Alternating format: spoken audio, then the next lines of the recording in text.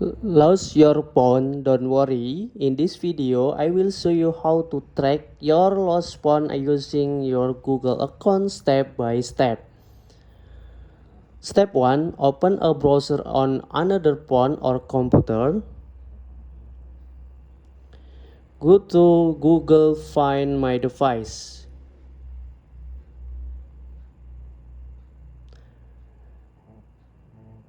Click Find Hub. Sign in with the same Google account used on your lost phone. After login, Google will try to locate your device. Select your device from the list. You will see the phone location on the map.